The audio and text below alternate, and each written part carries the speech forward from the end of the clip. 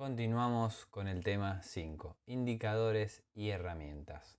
Ahora vamos a ver unos indicadores que, como dice la palabra, nos indican cosas y nosotros los utilizamos como herramientas para añadirle algo más a nuestros análisis y a nuestras proyecciones. Ya lo vamos a entender mejor. Arranquemos por el volumen. El volumen nos indica la cantidad de instrumentos financieros, es decir, dinero, que se está negociando en un periodo de tiempo determinado. Porque como habíamos dicho, hay velas de 1 hora, de 4 horas diaria, y el volumen va acorde a eso. Si nosotros vemos, en este ejemplo de Netflix, si nosotros vemos Netflix, por ejemplo, estamos en un gráfico de 4 horas, vemos que esta vela de acá, esto es el volumen. Todo esto de acá abajo es el volumen. Nos indica la cantidad de dinero que se está negociando en estas 4 horas. Esta vela roja que ven acá ustedes este volumen le corresponde a esa vela, entonces hay mucho. Como ven, esto venía apagado, de la nada, pum, se empezó a cotizar un montón. Acá lo mismo, también venía apagado, de la nada, pum, se cotiza un montón y va acorde a que a esta subida de casi un 14% en Netflix.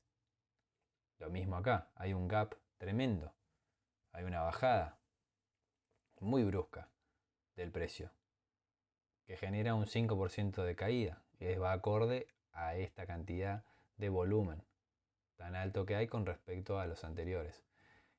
Esto de volumen corresponde a esta vela, este tramo de 4 horas. Este volumen corresponde a esta vela de 4 horas y así. Permite medir la fuerza de una tendencia, ya que es la fuerza que mueve los precios. El volumen es la fuerza que mueve los precios. Cuando vemos que el precio sube mucho y no hay volumen que lo acompañe, por ejemplo, vemos estos movimientos de acá, pero con este volumen. Y ahí es cuando podemos poder empezar a tener dudas de si realmente es viable que siga continuando la tendencia alcista. Pero esto ya lo van a ver con el tiempo. La idea es que entiendan que el volumen es la cantidad de dinero que se negocia en una determinada temporalidad y que es la fuerza que mueve los precios. Luego tenemos el RSI, Relative Strength Index, traducido al español, significa el índice de fuerza relativa. Muestra la fuerza relativa de los movimientos alcistas en comparación con los movimientos bajistas. Esto no le den mucha pelota a la teoría, vamos a ver mejor la práctica, que es lo que más nos importa, y es al final lo que vamos a terminar utilizando. Sirve para medir la fuerza de una tendencia, bajista o alcista, e identificar señales del posible fin de la misma. Se encuentra entre unos niveles de un rango de 0 a 100 puntos y nos indica cuando un activo, que esto es lo más importante, presten atención, nos indica cuando un activo está sobrecomprado o sobrevendido. Cuando un activo está infravalorado o sobrevalorado. Por debajo del nivel de 30 a 20 puntos estaría sobrevendido y por encima de 70 a 80 puntos estaría sobrecomprado. Veamos este gráfico de Netflix, que es el mismo que vimos anteriormente. En este caso yo lo tengo configurado en 80 y 20, las líneas punteadas son 20 puntos, la de arriba es la de 80, esta es la de 20, y esa línea violeta que ven ahí, que se mueve en el medio de todo ese rango, es el RSI. Hay gente, y por default, viene configurado en nivel de 30 a 70. Es decir, por encima de 70 se lo considera sobrecomprado, 70-80, y por debajo de 30-20 se lo considera sobrevendido. En este caso yo lo tengo configurado en 80-20. Cuando la línea violeta esté cercana a 20 o por debajo de 20, significa que ese activo está sobrevendido. Nos puede indicar que en cualquier momento puede tener un rebote al alza. Y cuando esté por encima de 80 o de 70 o cercano a esos niveles, significa que ese activo está muy sobrecomprado. Y en cualquier momento nos puede indicar que puede ocurrir un movimiento a la baja. Luego tenemos el MACD, Moving Average Convergence Divergence. Esta palabra en inglés no la sé, pero traducido es la media móvil de convergencia y divergencia. Básicamente, esto para que lo tengan sencillo, no los quiero mezclar porque en el medio también representa algo de volumen que habíamos visto anteriormente. Básicamente el MACD mide la fortaleza del movimiento del precio. El MACD es esto que ven acá abajo, con su volumen respectivamente, tanto de compras como de ventas. Eso no se los expliqué porque el volumen, ya sea de compras o de venta, es el que es. Por eso yo no lo diferencio entre comprador y vendedor, entre verde, rojo, alcista o bajista. Simplemente prefiero, eso lo vamos a ver más adelante porque es un poco más avanzado, pero simplemente volumen es volumen.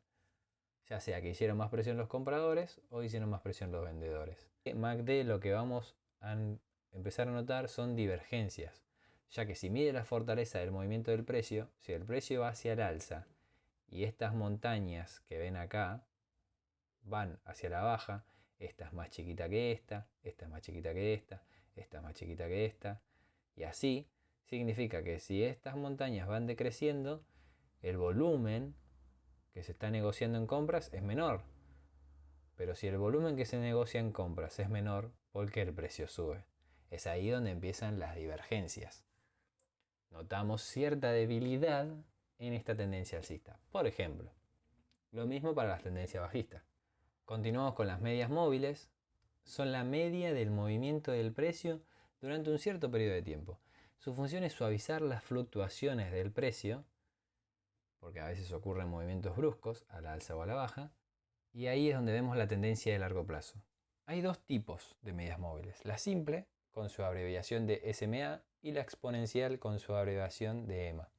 La diferencia es que en la exponencial los datos más recientes reciben mayor peso en el cálculo de la media. Esto es todo teoría. ¿Cómo nos vamos a dar cuenta nosotros? Con este ejemplo. Tenemos dos medias móviles simples. Como ven acá dice SMA. Tengo una media móvil que es la naranja de 50 periodos y una media móvil que es la bordeaux roja de 200 periodos. ¿Qué significa periodos? Si ven acá arriba estamos en Netflix en un gráfico de 4 horas, significa que si me pongo en un gráfico de 4 horas y tengo una media móvil de 50 periodos, esa media móvil se calcula teniendo en cuenta las últimas 50 velas de 4 horas en el gráfico. Es un promedio de las últimas 50 velas, ya sean alcistas o bajistas. Por eso ven que el movimiento es máximo, mínimo, máximo, mínimo, máximo, mínimo, máximo, mínimo, máximo, mínimo. ¿Y la media qué hace? La de 50, que es naranja. Acompaña ese movimiento. Cuando el movimiento es muy brusco, suele despegarse. Pero los que utilizan medias móviles lo hacen para tener una referencia, porque piensan, eso es su metodología, en su forma de analizar, que el precio cuando se despega mucho de una media va a buscarlo. Por eso se llama media. Si nosotros nos alejamos de la media, en algún momento vamos a volver. Y después de ahí tiene su reacción al alza. Se vuelve a alejar mucho, el precio viene. Y así. La bordeaux, la roja, mide, que habíamos dicho que es una media móvil de 200 periodos, mide las últimas 200 velas de H4. Es el promedio de las últimas 200 velas de H4. Por eso no acompaña tanto el movimiento tan seguido, porque tiene muchas más velas que computar y sumar al cálculo. Por eso es más de largo plazo.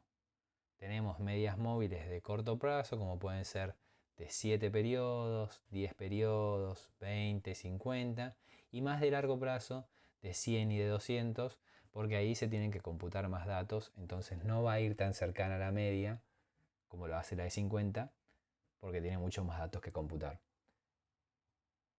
En este caso vean cómo cuando se aleja la media móvil, en este caso la baja, antes venía al alza, ahora se aleja a la baja, después el precio tiende a buscarla. Y acá les puse un ejemplo de cruce de medias móviles, porque hay cruces que indican algo, que en este ejemplo es el cruce dorado o el cruce de la muerte. En este cruce es el ejemplo del de la muerte de la media de 200. ¿Por qué? Porque en general cuando el mercado se encuentra por encima de la media de 200, es un indicio, según los que usan las medias móviles, de que el mercado está alcista. Entonces, ¿qué pasa? Cuando la media móvil, la naranja, de 50 periodos cruza hacia la baja, la de 200, es el cruce de la muerte. ¿Qué nos indica? Que ahora que el mercado dejó de estar alcista y está bajista. Paréntesis aparte. ¿Por qué a mí no me gustan las medias móviles? Porque es un indicador tardío, nos indica tarde de las cosas. Si nosotros hacemos por máximos y mínimos, como habíamos visto al principio de cómo se cambia de tendencia o cómo es posible que se cambie de tendencia, de alcista a bajista en este caso, vemos que tenemos un máximo, un mínimo ascendente con respecto a este, y de este mínimo se genera otro máximo con respecto a este. Pero acá se pierde. Ven acá que entran vendedores, velas envolventes, se pierde este nivel. Dejamos de estar alcistas. O sea, ya acá, en diciembre, fines de noviembre, principio de diciembre, sabemos que dejamos de estar alcistas.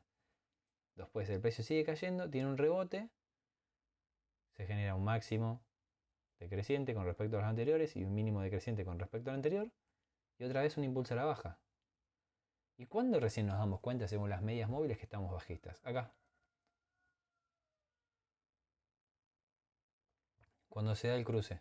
Cuando ya se generó un fuerte movimiento a la baja y acá también otro movimiento a la baja. Esto es lo que no me gusta de las medias móviles. Pero continuemos. Tenemos las bandas Bollinger, abreviadas como BB, sirven para identificar si un activo está siendo negociado fuera de sus niveles usuales, ya que mide la volatilidad. Acá vemos Netflix en 4 horas. Vemos como cuando llega a la parte baja reacciona, cuando llega a la parte alta también reacciona. Parte baja reacciona al alza, parte alta reacciona a la baja. Y tiene una media en el medio, que no recuerdo de qué periodo es, que también funciona como una especie de rango. Hagan de cuenta que esto es un ranguito, solo que de manera deforme, por así decirlo, donde tenemos el techo, el suelo y la parte media. Y todo eso es respetado. Hay veces cuando se sobreextiende por encima del techo, significa que en cualquier momento va a ir a buscar la parte baja. Y cuando se sobreextiende por abajo, significa que en cualquier momento va a buscar o la parte media o la parte de arriba. Por eso es que mide la volatilidad.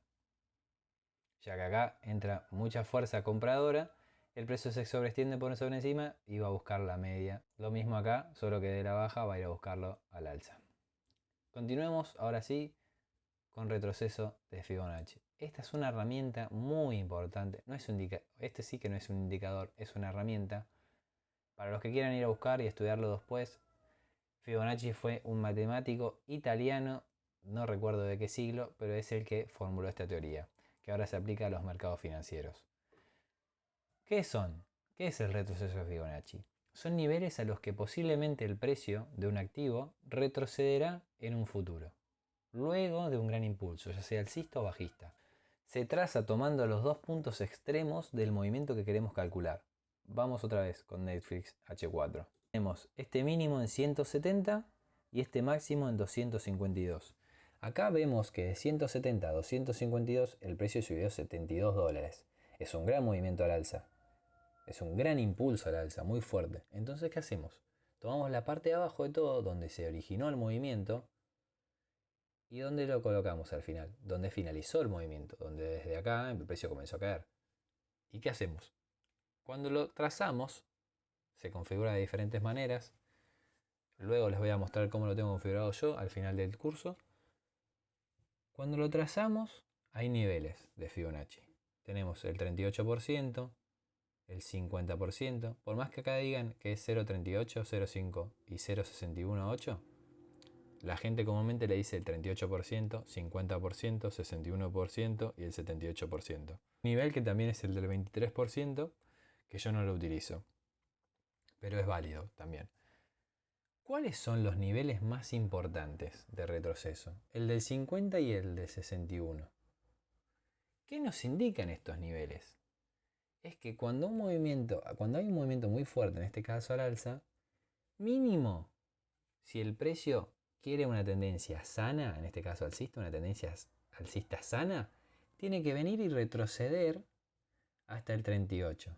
Y nos indica acá el precio, ¿cuál es? 2.20. Vemos que toca, reacciona, toca, reacciona, toca, reacciona, pero ¿qué pasa? Cuando se tocan estos niveles de retrocesos, en la teoría se tiene que generar un nuevo máximo como este, que rompa con el anterior máximo, del cual hemos medido y trazado este Fibonacci. Como cuando llegó a este nivel de 2.20, cuando se toca el 38% del Fibonacci, no es capaz de realizar ese máximo, siempre queda latente la oportunidad, la posibilidad, mejor dicho, de que el precio continúe bajando hasta otros niveles de Fibonacci, que en este caso fue el 0.50. Y miren, como cuando llega a 0.50 en 211, el precio reacciona con fuerza de una manera que es capaz de generar un nuevo máximo con respecto a este en 252, un nuevo máximo en torno a 302. La zona más importante, repito, es del 0.50 al 0.61. Ya cuando se extiende y el precio, por ejemplo, llegó acá a 187, sigue siendo válido, pero es un poquito más peligroso, como que ya se empieza a poner en duda. En este caso se pondría en duda la tendencia alcista. Lo mismo para bajista, ¿eh? Se utiliza de la misma manera. Acá tomamos el mínimo y el máximo. En bajista se tomaría el máximo y el mínimo. Por ejemplo, el máximo y el mínimo. Y bien, tenemos estos niveles de retroceso, pero lo de arriba, ¿qué es, Benja? Lo de arriba es las extensiones de Fibonacci. Están dentro de la misma herramienta. Esas son las extensiones. Estos son los niveles de retroceso y estas son las extensiones. Por eso, retroceso de Fibonacci y sus extensiones. Pero todo eso está dentro de la misma herramienta, retroceso de Fibonacci. ¿Qué nos indican? Es que luego de este impulso al alza, el precio puede retroceder hasta cualquiera de estos niveles, 38, 50, 61, y de ahí continuar hacia los posibles otros niveles que hay más arriba, por cálculo matemático. Tenemos el 0.27, 0.41 y 0.61. Estos son los tres más próximos que tengo yo. Y miren cómo funciona. Obviamente no siempre es así, pero la mayoría de las veces sí lo es. El precio llega a 0.27 en 2.74 y tiene una reacción a la baja. Luego continúa al alza. Llega a 2.85, el 0.41, y tiene una reacción a la baja. Llega al último de todos, que tengo yo, el 0.61 en 302, y el precio tiene una fuerte reacción a la baja. Entonces nosotros, si hubiésemos entrado en compras acá, en la zona del 0.50, y queremos ver dónde podemos tomar ganancias, un punto son el máximo anterior, 2.50, y otros puntos para tomar ganancias serían 2.74, 2.85 y 302 según este Fibonacci. Y en este caso nos hubiese salido a la perfección. Si hay cosas que no entiende de todo esto, no se preocupen porque al final del curso vamos a hacer un análisis juntos. Les voy a mostrar cómo se utilizan todo esto, cómo analizo yo. No hay ningún problema. Continuemos con el siguiente. El siguiente es el tema 6, así que ese lo dejamos en el próximo video. Cualquier duda la dejan en los comentarios. Nos vemos en el siguiente tema.